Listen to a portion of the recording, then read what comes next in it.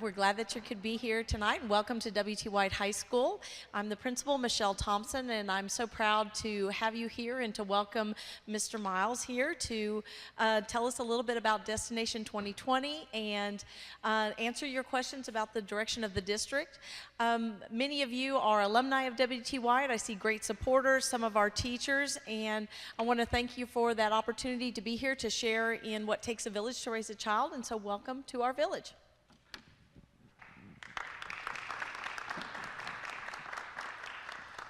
Thank you. I want to start off first by seeing who's in the audience, but also thanking the people in the audience. So if you are a classroom teacher anywhere in the district, could you please stand?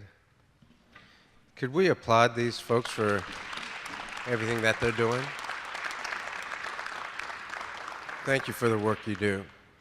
And if you're an administrator anywhere in the district, would you please stand? Thank you. And then for this occasion, if you are a parent or a community member interested in Dallas ISD, could you please stand? Wow, very good. Thank you. Thank you. It's important, I think, Ms. Thompson said it already, about the village and the collective impact that we all have on our kids. So it's important to appreciate everybody's role, including our parents and community members, and also our trustees. Now, I see one trustee, Elizabeth Jones, if you would stand. And if other trustees come, we'll introduce them. Ms. Jones, would you like to say a word or two? As this is the White and Jefferson TJ feeder patterns. First thing is I need a TJ hat because I've just got the white hat. But welcome to you all. Thank you all for taking time out of your very precious days to come here and to be part of the conversation around education and DISD. We so appreciate the support of our parents, our community, and those of you who give your time to the district to make it a fabulous district. I'm so honored to represent District 1, which includes both the W.T. White feeder pattern and the TJ feeder pattern. And I welcome you tonight to this fabulous school. Our good superintendent is a neighbor. He lives just over here on Hockaday. So this is also your neighborhood, Superintendent Miles. And thank you for giving me the time to say hello. Thank you for being here. Thanks for everything that you do. Also want to recognize we have cabinet members here and other staff members. Over here, Chief of Operations, Kevin Smelker. Chief of Human Capital Management, Charles Glover. Our Chief Academic Officer, Dr. Ann Smisko. Chief Financial Officer, Renee Barajas. And then we have several EDs, in particular the Executive Director of the TJ feeder pattern, new Executive Director, Tracy Fraley. And then we have Anita Hardwick over the W.T. White. Anita, where are... And then I see some assistant soups here. I see Milan Savak. And any other assistant soups? Okay. I'm looking for... Yeah, and it's hard. I got a light right in my eye over here. Tracy Brown, an Executive Director over here. All right, I think that's enough of the introductions. Let's talk about you. This community has long been engaged in the education of kids, and you can see it in the results, both in TJ and in W.T. White. For example, you probably know that we're working on rigor across the district.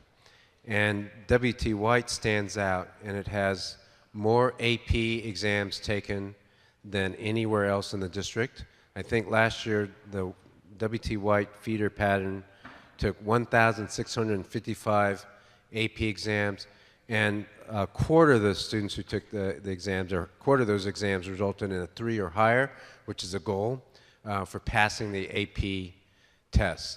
And that's, I believe that's the highest percentage in the district.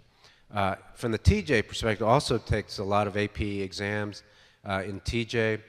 They further distinguish themselves because they have a Chinese focus, Chinese language focus, and that's been going very well. And as I know Eddie Conger moved that ball forward, but it's continuing to be a focus area. And that's, when we think about year 2030 curriculum and the world becoming flatter and smaller, the Chinese language program is just one indication of how a lot of people are thinking about a different curriculum, a curriculum that our kids need to engage a more interconnected world. So kudos to both communities for keeping that focus on education. That's what we need to do. Let me talk just a little bit about Destination 2020, what our focus is in the district more broadly, and then spend most of the time answering your questions and hearing your concerns. So Destination 2020 is really a focus across the district to get kids college and career ready. For while we have a lot to be proud of, especially in these two feeder patterns, right? We have a lot to be proud of, and I could name other statistics that we should tout across the district. We know we still have a long way to go. We know we don't have as many kids being college and career ready as we need. If we just talk about college ready, right? The ACT score you need to be college ready according to Commit is 24. According to a lot of universities, it's minimally 21 on average. And the district's average is 17. We have a long way to go. We know that only 9.2% of our kids have a ACT score of 24 or higher. 9.2% across the district. That's not enough. So we've got a lot of work to do. So again, kudos for all the things that we're doing well, but let's keep the sense of urgency up, because the real truth of it is we need to do much better to be college and career ready. How do we do that? How do we get kids ready for year 2030 environment, for year 2025 environment, much less a year 2020 environment? How do we raise the college and career ready rate of our kids? There's several things that we have to do, and we can talk about programs, but it comes down to some basic things as well as some innovative things. But the basic things are, number one, we have to make sure that we have high quality instruction across the board. High quality classroom instruction, where the kids are engaged, where it's focused on the standards, where it's relevant, where it's rigorous, where it's tied to critical thinking, and where eventually we get to those items which will prepare a kid for college and career. That's what we need to do. That focus on instruction has to be throughout. We have to have teachers focus on instruction. We have to have principals focus on instruction. We have to have executive directors focus on instruction. That has to be there. We do that also well if we have an effective teacher in front of every kid.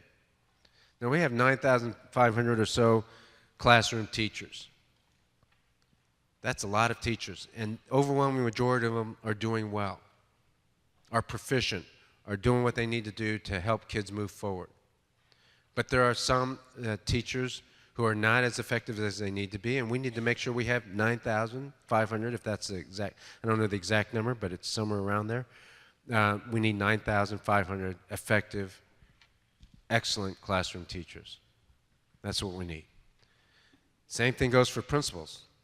We have a number of good principals, including the principal at this school, of course, but we need 223 great principals, not 200 great principals, not 210 great principals. We need 223 great principals across the board. Principals make a difference in education. And then finally, we also need an effective central office team that will support the schools, support what's going on in the classroom. We know that real change happens in the classroom. Real change doesn't happen at central office. Real change happens in the classroom. That's what matters most for kids and for parents. But you have to have a central office that can support the classroom, can support the principals in what they have to do. So this focus on instruction, this focus on effective teaching, effective principalship, and an effective central office, that's the Destination 2020 program in a nutshell. Yes, there are innovative things. We can talk about those things. Yes, there are a lot of, of the detail we can talk about. But when somebody asks, what are we doing? What are we doing to get, to move kids forward and make sure that we're all college and career ready? That's essentially what we're doing. And that's a pretty large task in a district this size of Dallas ISD.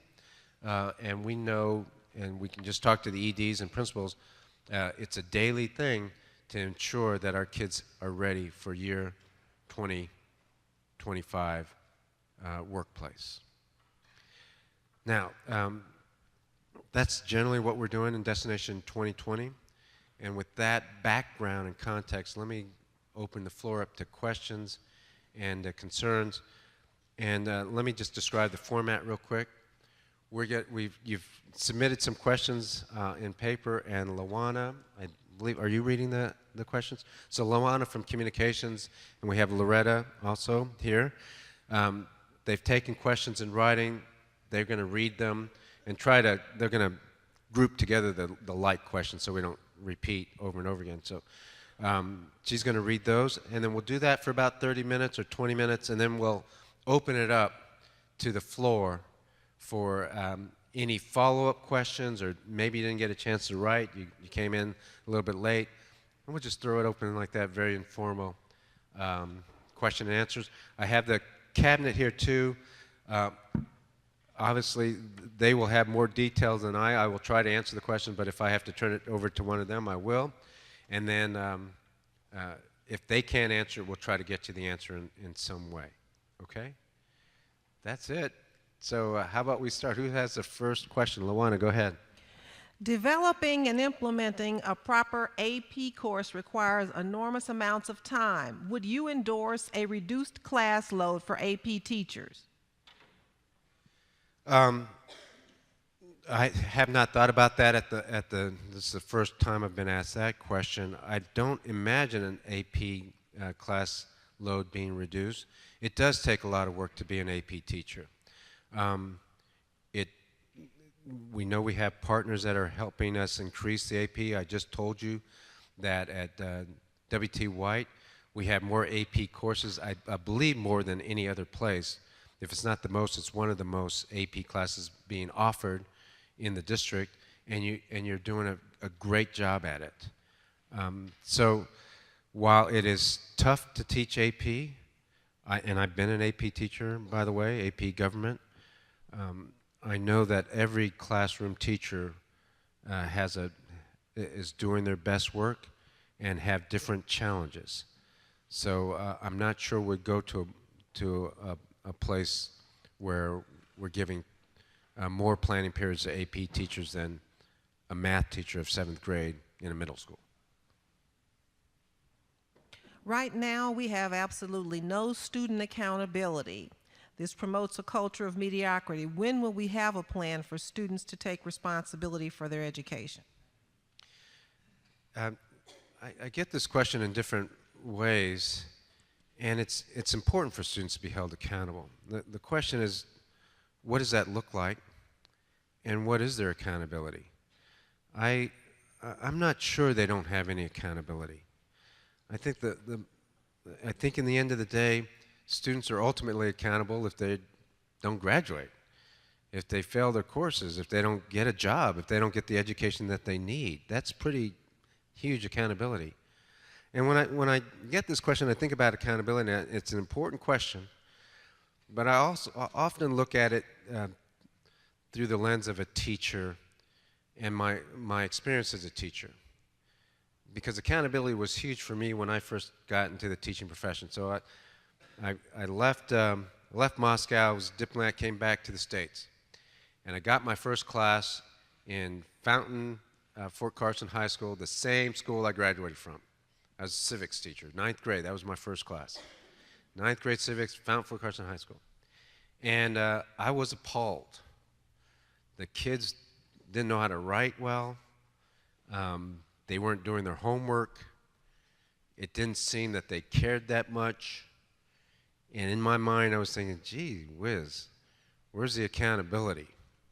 And I also said, you know, I was frustrated. I had 20-some kids in my class, and they weren't getting what I was teaching. They weren't getting it. And they weren't as serious a student as I had been, it seemed, at least in my own mind. And so I went along like that for a few months, and I was not a good teacher. I'm not talking about anybody here. I'm talking about me.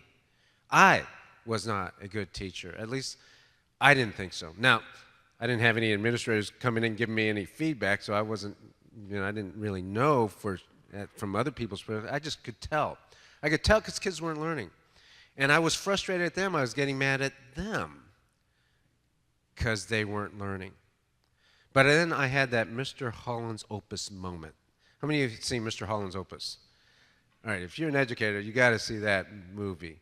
I'm talking about the moment where he walks into his music class, his choir class, after 6 months, and the kids couldn't tell him the difference between an Ionian scale and some other scale, right? And he asks them, can anybody tell me the difference between these two scales? And they're all looking down and scratching their heads. And he says, he starts to chuckle and says, you know, it just confirms that I've taught you nothing in 6 months. And then he changes and he starts to ask them, well, can you identify the scale in this song? And he starts to play a rock and roll song on the piano. And all of a sudden the kids were engaged, and the moral of the story is this. For me, what happened was I started to turn the mirror on myself, and I said, you know what, if they're not learning, they're not getting it, then maybe I'm not teaching them the right way. Maybe I need to be more engaging. Maybe I need to be more relevant. Maybe I need to connect with them. Maybe that's what I need to do. And maybe I need to shorten up the homework assignment and make sure they learn it first before I assign a homework. Maybe I need to redraft some of the writings just so that they can read it more easily and differentiate that instruction. Maybe I need to do all this scaffolding. Once I did that, it was my Mr. Holland's Opus moment. Things became a lot better, and I became a good teacher. And I say that because the kids started learning. So if the kids are learning the standards at a high rate, that makes you a good teacher in my mind. And that's what happened to me. Now, I'm not saying that some kids, you know, don't have concerns with motivation. I'm saying that before I look at the kids and their accountability, I look at my and our accountability. Because again, ultimately they pay the highest price for a lack of accountability. They are accountable. You don't have a high school diploma, that's pretty big accountability. You will pay that piper. So, do we need to do other things with regard to motivation in kids? Probably. We need to do that at the classroom level and the school level mostly. I'm not sure any other punishments or consequences besides failure is what we need to do. There's several questions having to do with the dual language program. This one says, please debrief us on the findings and conclusions from the bilingual task force. What is the future of the two-way dual language program, and when will we apply for a waiver for the state mandate requiring bilingual certification for all teachers in bilingual classrooms? Well, our bilingual education is going to continue to be important in this district. Our demographics are such that we have a number of students whose second language is English, not their first language. And so we're going to, can you hear me back there? Okay. So we're going to make sure that we continue to have bilingual, dual language one way, or bilingual education one way language, and then two-way dual language. Let me talk first about the one way, and then if anybody wants to add to that, I'll yield the mic. Our job is to make sure kids graduate college and career ready. That means they have to speak English well and write English well by the time they leave 12th grade. That's the job, and that's what our goal is. The research is pretty clear, at least from the task force that I met with back in August, around bilingual education. It's pretty clear that if we do a good job and implement with fidelity, where kids learn Spanish, grammar, writing, reading in Spanish, and then are weaned off of Spanish and learn English at the same time, and so part in Spanish, part in English, and then by the time they get to middle school, they have almost all English, then those students who have that program implemented with fidelity actually learn and do well on their English tests in middle and high school. So it works if we do it well. So we're going to have to continue to do what works and what's research-based. If it's not research-based, then fine. If it doesn't work for us, then that's fine too. But it does work for us. As far as two-way, let me yield it to Dr. Smisko. Thank you. I think the question has to do with the certification of the teacher in the two-way program, teachers in the two-way program, because you'll have a teacher for the English and a teacher for the Spanish in our case. And it is correct, it is accurate that state is now requiring both of those teachers to be bilingual certified. That is accurate, an accurate statement, and the state does require that. We, however, can continue to request I think the term is not exactly waiver, but we'll provide to the state all the areas where we need an exception. It's called an exception to the rule. And we'll continue to do that as long as we need to, because our goal would be, of course, to have all of the correct certifications for all of our teachers. However, as we're moving towards that, we have the option to request these exceptions, and we'll continue to do that. We want the best, most highly effective teachers in front of our kids, and that's what we'll need, that's what we'll do no matter what. Once again, the state does allow us to have these exceptions, and even though that's, we'd like to work our way out of asking for exceptions every year, we know that it will take us some time to get to that point. So that seemed to be the particular question about the dual language program, and I know that's a concern in many of our campuses. But we'll work with you on that, and the central office staff will work with the state on the exceptions. Hopefully that satisfies. If not, come see me afterwards if I didn't really get to the point that you were trying to get to. Also, we want to recognize that we have to incentivize bilingual teachers, and so the board passed last month for us to provide stipends for bilingual teachers, and when we recruit, signing bonus. We know we have to do more because we're losing some of our bilingual teachers to other areas. We know that, so we got to do more in that area. But we took a big step forward last month. I walk this neighborhood, and so I know that the air conditioning chillers all run Saturday evening, Sunday morning, and Sunday evening, and all summer 24/7. Why is that the case? Yeah, that should not be the case. I know that's a problem. I think with the chief of operations, they have a process to try to make sure that we're not running our units during a time when there aren't people around. Kevin, do you want to talk a little bit about that?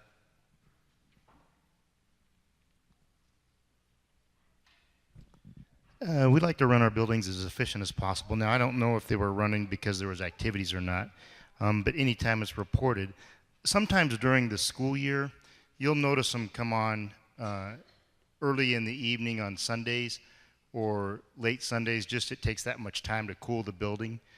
And sometimes they'll come on a little bit earlier on Sundays. So you might be jogging in the neighborhood. Those lights are bright. We might want to turn those down a little bit and save some energy. But sometimes they will come. It takes a tremendous amount of time once a building is heated or heated up during the summer to cool it off, and specifically buildings of this size. We are looking at our energy usage. We also have in the district energy incentive program, to where as buildings become more, or the people in the buildings and the buildings become more energy efficient, they get some of that incentive back to their allocated back to their buildings to do as they wish. So there's a couple things on horizon that we're working on, and that was implemented on a pilot basis last year. It's full for every building this year. So And that's not to say when you are running around and you do see a cooler or a chiller running on the weekend, we have a public number, and I don't know what that is, but I will get it to you, that you can call and let us know, and we'll check into it. And any public can call on that number, any public member. So, hope I answered. It's on the operations website under the custodial, but it's in the custodial maintenance area. We'll publish it when we publish the answers to these questions. Great, thank you. Is it true that you believe that teachers don't improve or get better after they've taught 3 years? If so, would you say this also applies to administrators and professionals in other areas? Well, thanks for giving me a chance to correct the record. What I've said is what the research says. First of all of us can improve all the time. And we can all get better. That's why all of us get feedback. And that should be for even a veteran teacher of 25 years and a fifth-year teacher and a first-year teacher. It goes for administrators, it goes for superintendents, it goes for everybody. If we want to improve, we should get feedback, and that's across the board. So we all can improve through our career. That's the first thing. The second thing is there is pretty good evidence that people in the first couple years need more training and support than people who have been in the profession a little bit longer. That's pretty clear. That also kind of fits our own notion of education. If you've been in a while, you know that people often struggle in their first couple of years. What I've said is, and what the research is clear, that is, as you move into higher years of experience, that the difference in student achievement and effectiveness results of a fifth-year or so teacher and those who are in their 20th year is about the same. In other words, years of experience don't make as big an impact on student achievement results after the first few years. Now, what's few? 3 to 5, that's probably 3 years, 4 years, 5 years, somewhere in that ballpark area. So that's what the research says. That doesn't mean that we need to get rid of somebody after 5 years. I don't know where that comes from. You know, that's not the same thing. So there are other things that we need to look at besides years of experience. That's the key. Those other things will be student achievement results, quality of instruction. That's what we should look at. Not just years of experience. We should look at those other things that we know make a difference for kids. What is the best way to get major facility issues addressed and fixed? W.T. White has a structural issue with the new West Wing. It is separating from the original building. Someone came out from Dallas ISD in November, but there's been no follow-up.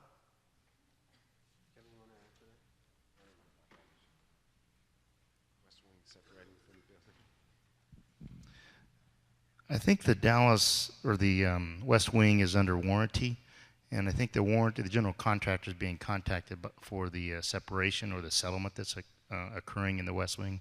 I'm not quite sure, but I will research it and get back to you. I remember some conversation in regards to contacting.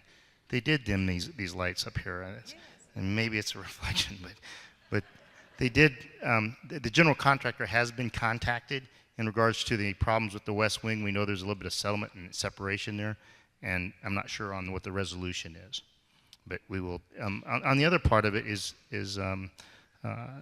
we do have a new ad hoc committee designated by the board, and it's the Physical Asset Committee. Elizabeth Jones, Trustee Jones, is the chairperson for that. Co-chair or chair? Chair.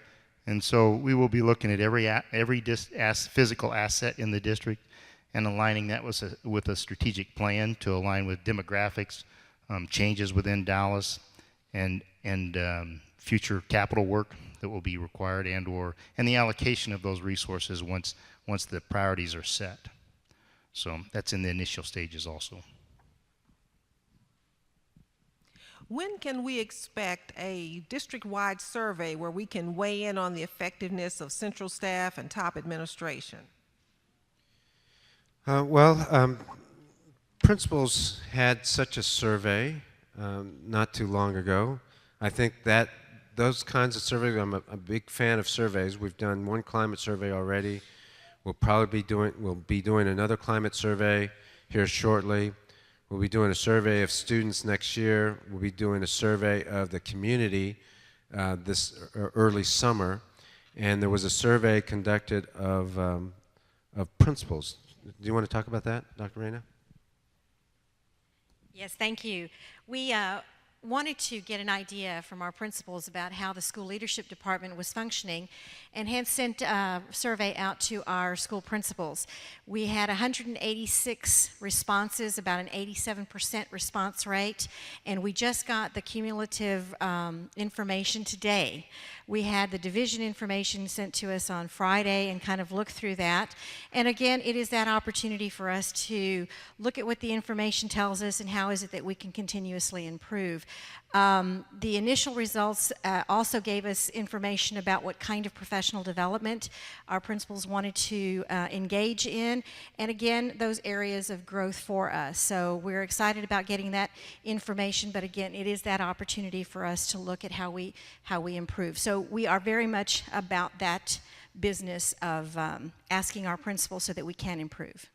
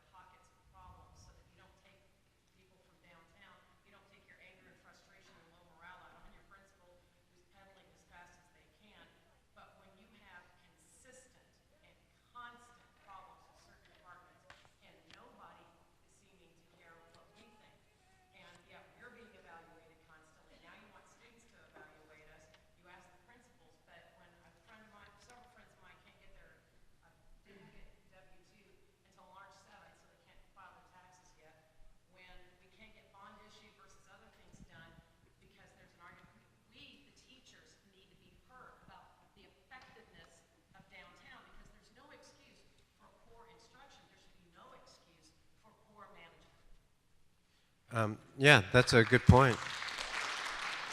And so, we're doing a lot of surveys, one at a time, and we'll be doing a survey of, we will do a survey of central office functions at some point, probably in the summer or in the early fall as school begins. So we got to be careful about survey overload, and we're asking, I think it's important to ask teachers what they think about the school building. And I think those questions are pretty specific to the school climate and culture. We're going to be asking parents about the direction of the district and direction of their school and their engagement with the school, those sorts of things. And we're going to be doing that. And then we're going to be asking students, and we'll be asking about central office. So there will be a time and opportunity to weigh in on that. Are there any plans to develop a district-wide research-based literacy initiative to address the overwhelming reading and writing deficiencies of high school students? Yes, the action plan for 2013-2014 includes things that we're going to be doing around math and also literacy. And I don't want to go into a lot of details right now. I'll give you one detail point, but overall, we know that literacy is important for our kids, not just at the elementary grades. We have a number of students at the middle school and high school who are not reading at grade level. It's not a language arts issue for some kids, it's a reading issue for some students. So the district has and will continue to invest in reading interventionists, for example, at the secondary level. And then we're going to do more early. For example, one of the things that we're trying to do in the strategic feeder patterns this coming year is what we call literacy, not boot camp, it's a jump start, 3 weeks of literacy training for every new elementary teacher coming into the district, and in those 2 feeder patterns. And then we will expand that as we move forward. So we're doing a lot of things around literacy, key important area for the district. Which is more valuable, in your opinion, to our city and economy, investing tax dollars in preschool children and education programs, or investing tax dollars in at-risk adolescents so they can graduate? Well, obviously it's important to invest in our kids across the board. And so we need to do both at the same time. We need to help kids catch up. We need to help kids get college and career ready, even if they're in 8th grade, 9th grade.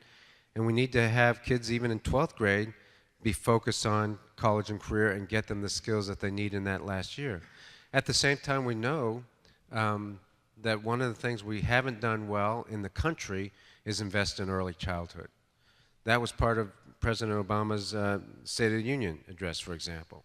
And so an investment in early childhood may down the road save us dollars, both in education but also in society, if we invest in early childhood. And that includes preschool, that includes pre-K, and then kindergarten, 1st and 2nd grade. We need to make sure kids are reading at grade level by the time they leave 3rd grade. And we can't keep pushing it off. So an investment in early childhood is huge.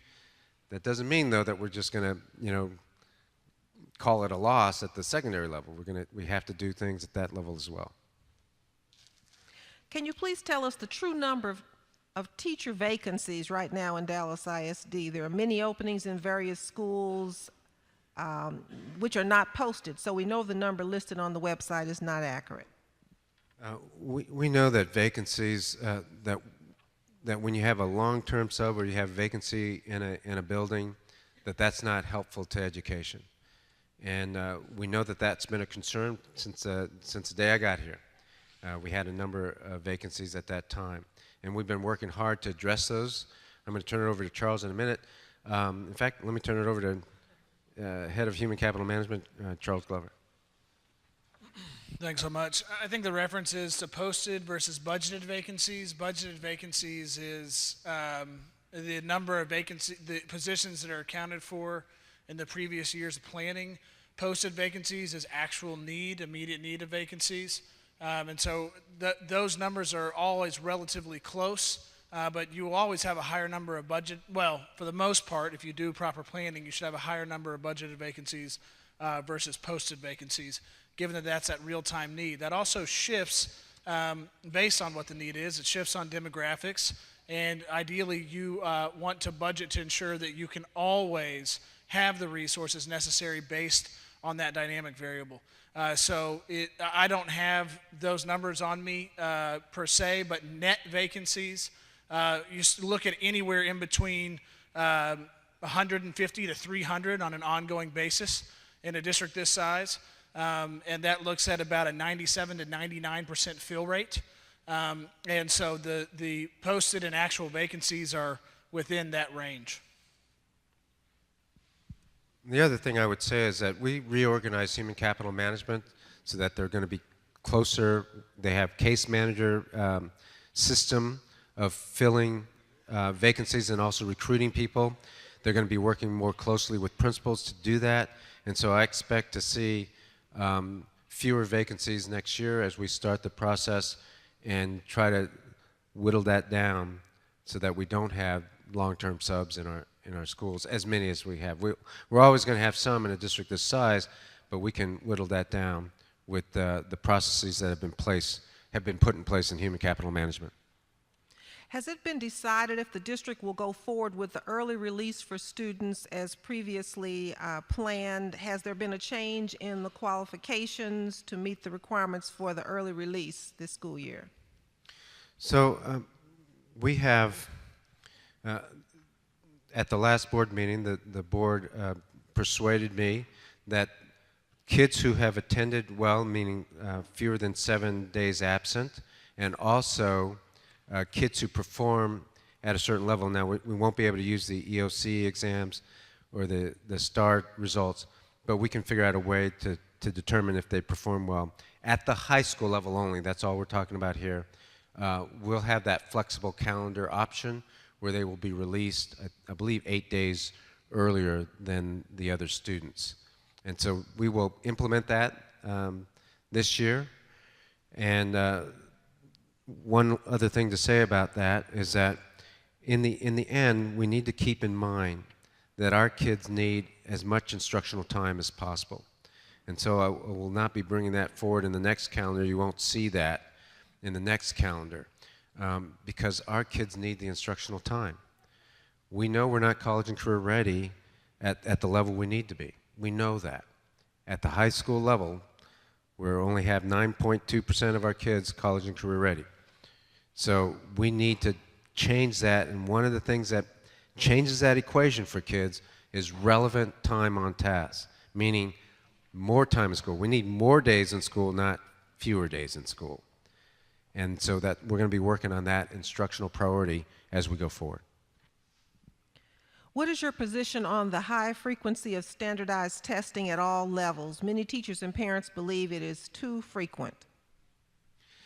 I'll be looking forward to the legislative session, the legislators decreasing the number of EOCs, the number of assessments, end of course assessments for high school. That will be a good thing because right now there's too many. At the district level, we've cut back on these 6-week tests.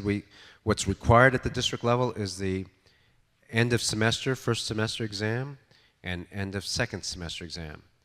We call them ACPs, but they're semester exams. And then there are a number of other assessments that we give. Most of those are by law, or many of them are by law, and then a few by district policy. But we've already cut back on the number of assessments, and hopefully the state will cut back on the number of their assessments that are required. Oh yeah. We should go to open mic now, just because you may not have had a chance to answer a question, and some of you have had follow-up questions. So, sir, you want to ask the first follow-up question? Yes, sir. I don't remember the exact wording of the question, but it was regarding whether you would choose to finance preschool or something else. And along those lines, I was going to ask if you or any of your staff are planning on attending Lobby Day March 11th in Austin, and also to invite any teachers or parents here. I know it's difficult for parents to get off work. That's our spring break, so it'll be the first Monday of our spring break. But if you can, it's really beneficial, and really that's the only thing these people in Austin listen to, are voters and numbers. And so if you can go on Monday, it would be really helpful. I'm sorry? It's this current legislative session. You get to go. The Alliance is organizing one for teachers. Yeah, there you go. Yeah, I was in Austin last week, and we have Dr. Smisko up in Austin quite regularly also. She's the cabinet member who works on our legislation, works with a lot of legislators. And I speak with them with the legislators fairly regularly. And so I think it's very important to have a presence in Austin. We also have our own Dallas ISD lobbyist who presents our position on various issues.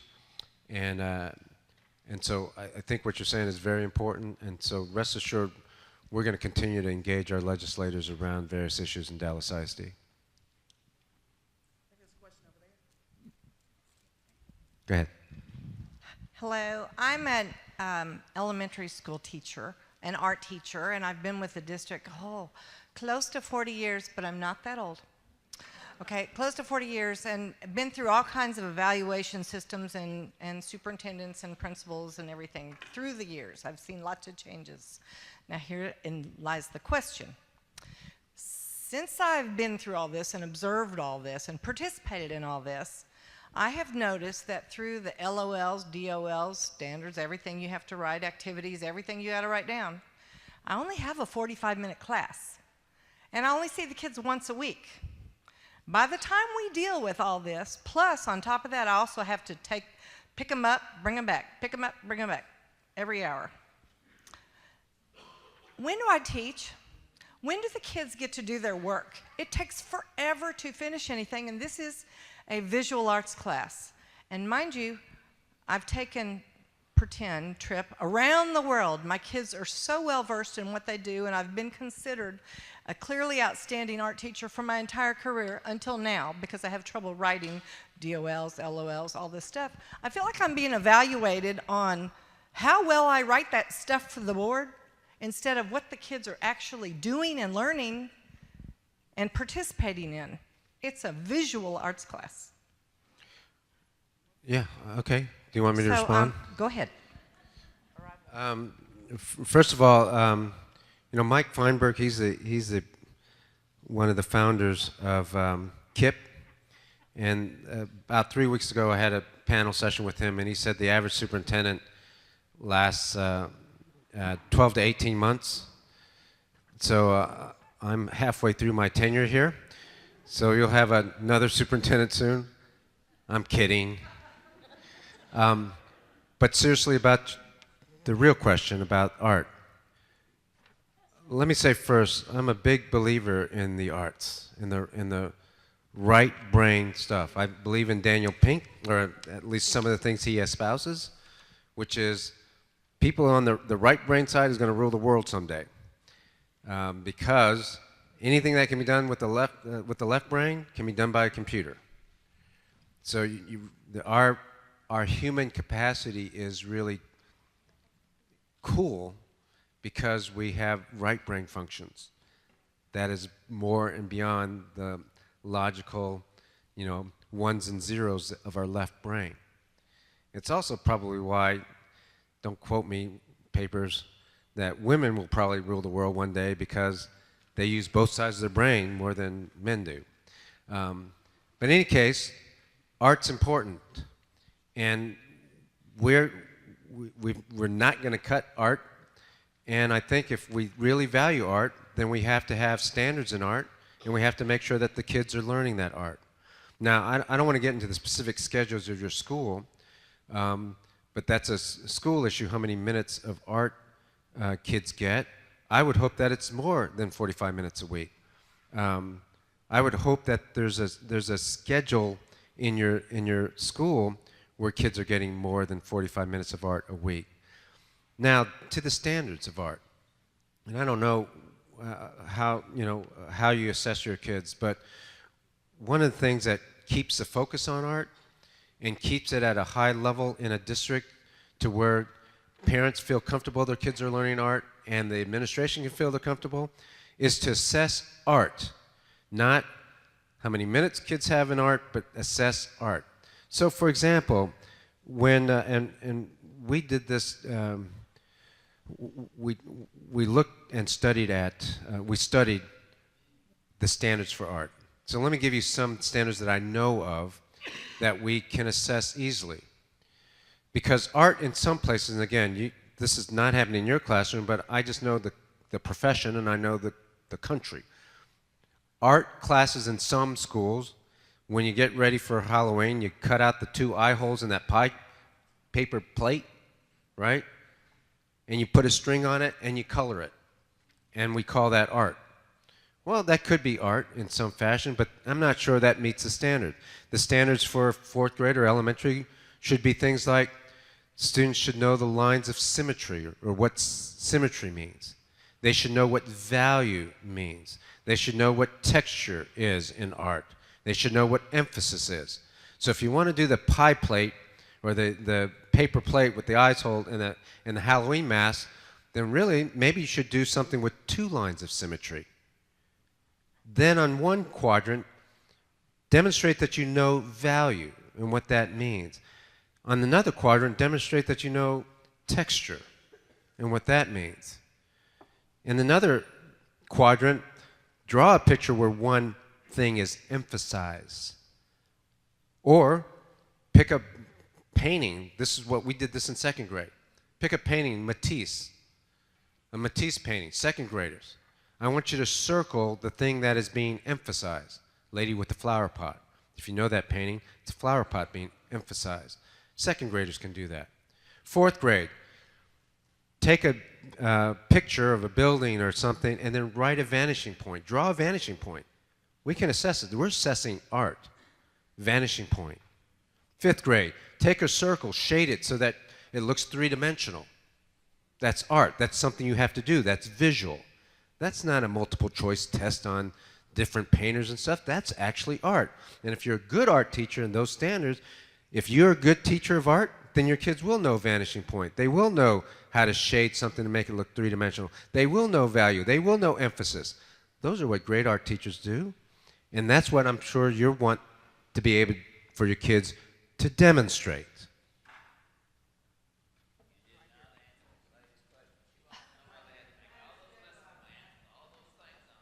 What? Go ahead. All women's in the classroom and no assistants, no aides or anybody, which I never have. It's fine. I can handle it. The kids just want time to do their work. Bottom line. I usually, in the past, have taught 1,000 standards at one time. That's the normal art teacher. We include all subjects, we do all levels, we do everything together because that's how you teach art. But when you stick to one standard, or maybe even 2, and you write that down, and then you're checked on your DOL, I'm not being evaluated anymore on what the kids are doing. Well, I'm sure you can help us. We need time for the kids to work. Yeah, the time question, I hope there is more time. And I hope there's more time in the schedule that your principal puts together to make more time. The time that you do have, we do expect kids to learn the standards, and I'm sure they are in your classroom. That's what should be evaluated. That should be evaluated by the principal or some other art professional to assess whether your kids are actually learning the standards. And you know, if there's 1,000 standards, then maybe we need to cut those down to just manageable number. Okay, I have a question. I'd like a follow-up on the secondary literacy initiative in the district. And I'm really looking at high school because I think early intervention sometimes is 11th grade, and high school people get overlooked quite easily because everybody's think early intervention is long before they get to us. So if I go to the 2013 and the 2014 action plan, is that the district's plan? 2013-2014 draft action plan Is that is a online? district action plan. Okay, is that online? Not yet. Okay, and then that will tell me everything I need to know about reading intervention that would be long-term, more than just jump start or interventions, including composition intervention too. Would that be there? No, the district action plan has the key things that we're going to be doing. Okay. And the key points of focus. So it won't have everything that the district is doing. So if you're looking for a high school literacy intervention, it won't be there. Okay, will it be at the campus level? The campus will develop their action plans, and for many campuses, it will be in their action plans. Can I help you with some No, I'd just like question? to know what it is. I'd just like to know what the district's doing for these students in writing, for both reading and writing instruction at the high school level. Not just lumped in with secondary. I'm sorry? Not just lumped in with like elementary or secondary. Do either you want to answer that? Yeah. So we don't have an answer for you on how we're helping the high school with writing or literacy. But as soon as we get an answer, can they see you right after? And maybe you can share emails or contact information. Good evening, sir. It's nice to talk to you. Again, where I come from is a negative standpoint, but I'm a parent at this school. My kid's a top 10% over the last 4 years. Unfortunately, we've had a very miserable experience, and that's unfortunate. And I think I've sent you some packages about the experience we've had, and I just want to relate one thing. I remember an incident on a morning to where someone tried to pick my daughter up at a criminal tried to pick my daughter up at a bus stop. She goes to school that day, and through some reason she can't contact me. Well, at the end of the day, I pick her up, and I'm approached by a principal that I think has been moved to this school. And his entire statement to me, because of my anger and frustration, and there have been other situations, his statement to me is, if you don't like it so much, why are you here? And this has been an ongoing thing that certain individuals protect their careers, protect their people. We have no resources. It's great if we believe in and we applaud what the school is doing, but once you go sideways and you have a disagreement, you become labeled as some kind of nutcase. I believe that if you had about 25% nutcases like me, you'd have the best district in the country, and they'd be looking to give you the Nobel Prize. Again, I'm looking to understand what resources do we have. At this point, it's kind of late. My daughter will be graduating here with, I think, a respectable position in her class. What type of resources? And certain people that have also covered this type of material up has had a sequence of complaints year in throughout the year, and then when my complaint, it was dismissed out of hand with no basis, and then yet now this person has been promoted to oversee these type of complaints. And to me, that almost rings of the Catholic Church. And again, it's a minority of people who are sequestered to different positions with no accountability, and you have no recourse. And it took me to go to an attorney to find out about level 1, level 2, level 3. The resources were not even given to me at the school level. And thank you. Well, I don't want to talk about a specific case. Congratulations to your kids for doing well despite those obstacles. But let's talk about parent engagement and the principalship. It's hugely important for principals and parents to be communicative, and for you to approach principals and principals to really address the concerns in a serious and purposeful way. That has to be a job for the principals, and I think for the most part our principals are doing just that. In the areas where they're not, the executive director is coaching and hopefully overseeing to make sure that that's happening in a better way. At the same time, what you bring up is also something that we should address more broadly, and that is we need to assess principals in a fair, accurate, and rigorous way. It is about quality of instruction, it's about student achievement, and it's about culture and climate of the building, including what the parents think. So you'll see on the principal evaluation system that we just approved, that was approved in January rather, that what the parent believe, a parent survey, parent input is part of the principal's evaluation. So if enough parents feel that the principal and the school isn't engaging, that's going to reflect on their evaluation. There's some level of accountability there. And so I think that more broadly is going to help with this, but there's no question we need to continue to engage parents. And I shouldn't be the only one holding these open mics, right? The principal should be engaging their parents and very frequently and talking to their community about concerns. I think this might be our last question. Hello.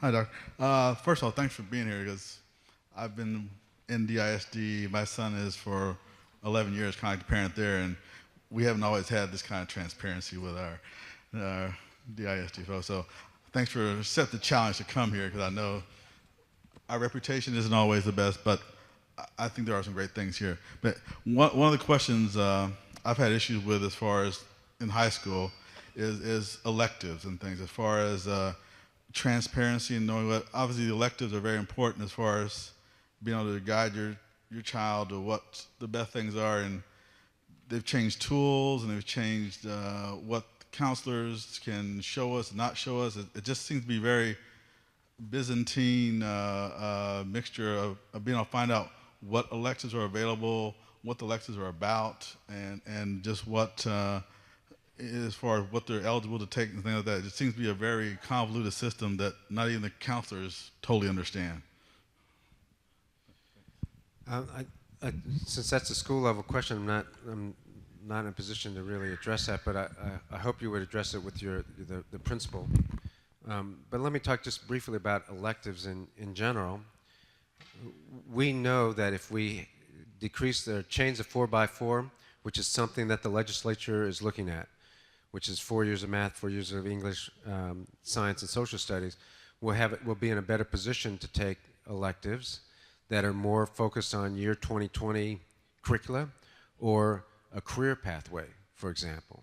And so I'm hoping there's some relief in coming on that score.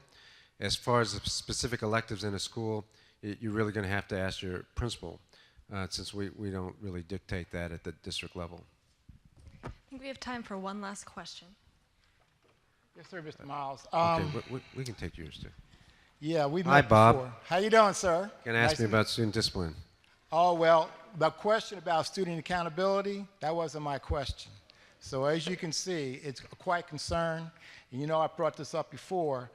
But, sir, my question is, honestly, really answer this honestly. If your child is in school and is not doing academic work and not behaving properly, please answer this.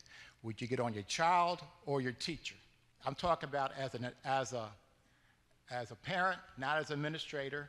And, sir, the more and more you continue, I'll say this again, I'm going to speak up for the teachers because I'm an ex-teacher. They can't say anything because they might get reprisals. But the more and more you say about holding students accountable, because right now, Leslie Swan of Lincoln High School, I already told you this, only 20 students show up for tutoring.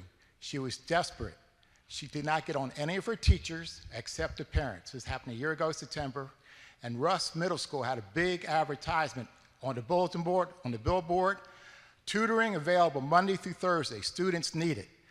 Sir, I understand holding teachers accountable, but if you do not, I'll say this for the 20th time, if you don't go to the middle and start holding students accountable for their dedication, for discipline, for hard work, sir, you've never said this. And the best way that you can convey this message is have an auditorium of all the children in high school or middle school and tell what you did to get where you're at. I'm sure you just didn't sit down in the classroom and say, hocus pocus, I'm here, I'm going to get where I'm at. I'm sure you went to West Point. I told you my cousin went to West Point. He was an entrepreneur at 8 years old. Sir, but you and Mike Rollins are very close. You need to send a message, what you did or Mike Rollins did, where they're at. You're not sending the message. And, sir, I'm just feeling more and more you say this, the teachers are going to be leaving more. And I'm going to continue this next week, Thursday. And I hope anybody can come and listen to me speak next Thursday. Please, it's about your teachers. And I'm for you 100%. And please, do your best. But you got to hold your students accountable for some way. The parents are going to have to get involved. Thank you. Okay, I heard a question there earlier, and I appreciate you coming to all these events, and look forward to next week's event. But I mean, you asked some serious questions. I'm not making fun. You asked serious. So let me answer though. Number one, we're not in an auditorium full of students, because when I talk to my students in my classroom, just like the kids that I coached when I was YMCA basketball, it's all about accountability for what they need to do. You know, when you might think I'm crazy, but the kids had fun. So, because I coached my son's first grade and second grade and third grade basketball teams, and when they get out on my court, the very first day, the parents are watching and everything. These are, 6-year-old kids, right? If you're on my court, you're running. And when I say put up the balls, you put up the balls. You do not lollygag around. You're going to run and put the balls where they need to be. When we do Lakers, right, back and forth, you're going to sprint as hard as you can. I mean, there's accountability for that. If you're not doing what the coach says, you're going to be sitting out. That's accountability. And if you miss practice and stuff, you're not playing the games. That's accountability. So I'm not in a group of students here. I'm not saying students shouldn't be held to that level of account. I think they are for the most part. But let me answer your question, which is, what do I do with my kid? Because I have a 6th grader at Marsh, right? And I have 2 older kids, but they're at college now, at UCLA and Berkeley, and I have absolutely zero control or influence over what they do. But hopefully I've taught them well, right, as they've gotten some good habits. So what would I do with my kid? I'd first get on my kid, right? I mean, if they're not doing their homework or they're getting bad grades, I'm going to say, what are you doing? And I'm going to be looking at that. Now, I'm also going to be involved all along the way. I'm not going to wait till the report card comes out. We're watching Anthony's math and reading and writing And you know what? We're supplementing, right? Because we can. First of all, my wife and I, we can do that. You know, I know enough math, right, to teach any subject in high school anyway. And so I can help him with his math homework. Not all parents are like that. So I'm not, you know, you haven't heard me say free the parents of any accountability. I tell parents I got to do three things. Make sure your kid comes to school every day on time. No excuses. You've heard me say that. No excuses for parents. I know you work two jobs. I know you may be a single mom or single dad. Don't care. You had a kid? That's your job. Number two, make sure they read every day. You may not be able to read English. Doesn't matter. My mom couldn't read English either. She's Japanese. Read every day, or have the kid read every day is what I'm saying. Read every day. Kid read every day. Number three, make sure they do their homework. You may not be able to do the homework. Maybe you don't like math. But you know what? You can have a place for them to sit that's relatively free of distraction. Kitchen table, doesn't matter. Do your homework before you go play, before you go out, whatever. Those three things, no excuses. That's a level of accountability. I don't know if I can hold them to account. I mean, I'm not going to put parents in jail. So do students need a level of accountability? Yeah. I think ultimately their accountability is when they fail. That's huge accountability. And all I was trying to say during my earlier session, during this session, is that sometimes I blame the kid when I shouldn't have. Sometimes I looked at the kid first instead of looking at me first and saying, did I do everything possible? Kids don't have a DNA problem with motivation. It's not in their DNA not to be motivated. Pastors have found that out. Coaches have found that out. Parents have found that. Choir teachers have found that out. Kids don't have some genetic dysfunction. Maybe we need to tap strategies in order to motivate them. You can have the last question because I know you had your hand up. So.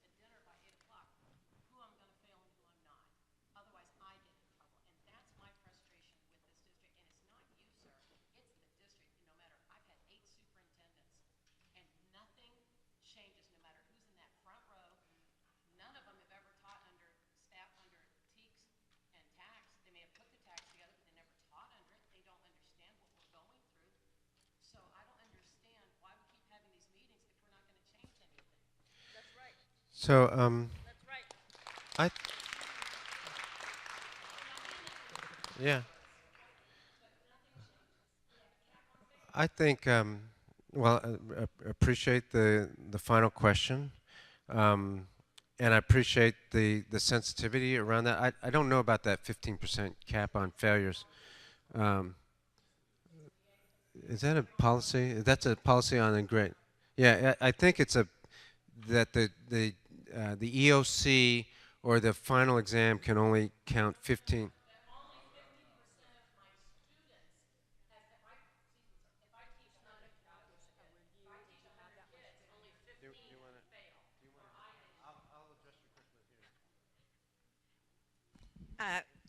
As I understand, It is the number of students, if a certain percentage, that fail the course or fail the class, that an intervention plan must be created to determine how it is that you're going to help these students succeed.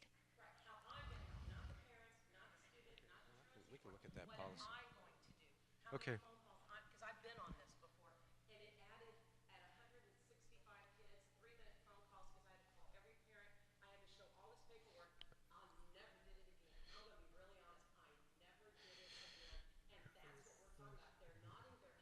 Yeah. Okay. Uh,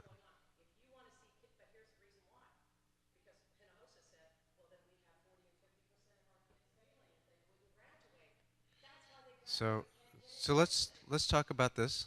Thank you. Um, you know, one of the things that I really that I kind of am sensitive to are false statistics and paperwork. I'm not saying you did anything false. What I mean by that is this: in the end of the day, what do you want? You want a college and career ready kid. So the number of pieces of paper that you fill out, the number of policies that require pieces of paper, isn't exactly what we're looking for. What we're looking for is results around student achievement. That's what we're looking for. We should hold you accountable for student achievement results and quality of instruction because that's what we value. Grades is kind of a false statistic. In other words, if I told you not to give any Fs or you're going to lose your job, I mean, that's totally hypothetical, I'm not saying that. If someone told me that as a teacher, I could easily raise my grades. The same thing actually goes for graduation rate. If I said we're all going to lose our accreditation if we don't hit 90% next year, we could raise that to 90% next year. But that's not what you're really looking for. And so let me get back to the question. We're looking for good instruction and student achievement. Let's start holding teachers and principals and this guy accountable for high quality instruction, student achievement results, positive and supportive climate, which includes what the parents think, those three things. Let's start holding ourselves accountable for that because those things can be measured. I don't want a whole bunch of pieces of paper around, you know, this or that. What I want to see is student achievement results passing. I understand why the states and policies in the past and some current ones require X. They require discipline rates to go down. They require lesson plans to be turned in or blah, any number of things. Those are accountability systems based on process rather than results. Process rather than results. I want to move to a system where we're holding ourselves accountable for results because that's when the kids win. The kids win when we hold ourselves accountable for results and hold them accountable for results and hold their parents accountable for results. That's when everybody wins. So in the end of the day, I think you make some valid points. I want to make sure that we are focused on the right things. The right things are quality of instruction for our kids. Student achievement results matter. Got to raise that, including growth, not just the bar, including growth, and then a positive and supportive climate. And if that's what we have to assess, if we assess teachers that way and principals and schools that way, we're all going to be better off. Let me close by saying thank you for coming out. The number of people in this room is testament to the engagement that parents and teachers, but parents have around the education of their kids. The intimation of some of the question is that parent involvement matters. That engagement matters and our engagement with you matters. So thank you for coming out. And for anybody who has, including parents, who has an impact on kids, thank you because this is the most important work of our time. And I say that, and other people say that, but it's serious. This is the civil rights issue of our time, the most important work of our time. We got an educational landscape changing quickly. It's changing as we speak. We have to get kids ready for year 2020, year 2025 workplace. And we've got to do that, and we have no time for this to happen. We have to start right away. That means we're going to have to transform some of the old practices. It's not about blaming. It's not about, coming in with the clipboard like we're inspecting a factory. It is about teaching, but it is about changing the way our practice is so that kids are college and career ready. Can I keep doing the same things and expect a different result? And so thank you for being engaged. Thank you for the work you do. And we'll see you next week if you come.